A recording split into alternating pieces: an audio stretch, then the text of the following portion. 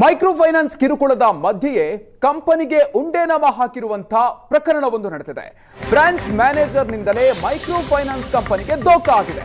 ಕಂಪನಿಗೆ lakh lakh ಟೋಪಿಯನ್ನ micro finance ಸಿಬ್ಬಂದಿಗಳು ಹಾಕಿರುವಂತಹ ಘಟನೆ.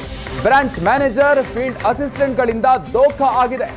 ಸಾಲಗಾರರು ಮರುಪಾವತಿಸಿದಂತ ಹಣವನ್ನ ಕಂಪನಿಗೆ ನೀಡದೆ ವಂಚನೆಯನ್ನ ಎಸಗಲಾಗಿದೆ.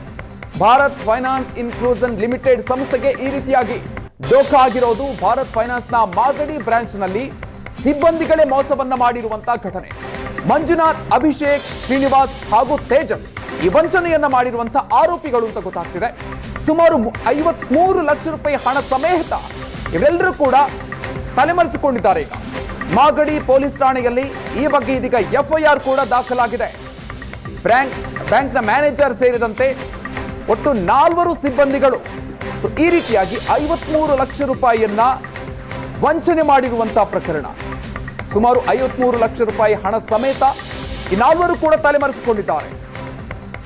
ಭಾರತ್ ಫೈನಾನ್ಸ್ನ ಮಾಗಡಿ ಬ್ರಾಂಚ್ನ ಸಿಬ್ಬಂದಿಗಳು ಮಂಜುನಾಥ್, ಅಭಿಷೇಕ್, ಶ್ರೀನಿವಾಸ್ ಹಾಗೂ ತೇಜಸ್ ಇವರು ವಂಚನೆಯನ್ನ ಮಾಡಿರೋದು. ಇವರೆಲ್ಲರೂ ಕೂಡ ಈಗ ತಲೆಮರೆಸಿಕೊಂಡಿದ್ದಾರೆ. ಬ್ಯಾಂಕ್ನ ಮ್ಯಾನೇಜರ್, ಫೀಲ್ಡ್ ಅಸಿಸ್ಟೆಂಟ್ಗಳು ವಂಚನೆಯನ್ನ ಮಾಡಿರುವಂತಹ ಘಟನೆ. ಸಾಲಗಾರರು ಮರುಪಾವತಿಸಿದಂತಹ ಹಣವನ್ನ ಇವರೀಗ ಉಂಡೆನಾಮ ಹಾಕಿದ್ದಾರೆ ಕಂಪನಿಗೆ. FIR ದಾಖಲಾಗಿದೆ ಮಾಗಡಿ ಪೊಲೀಸ್ ಠಾಣೆಯಲ್ಲಿ.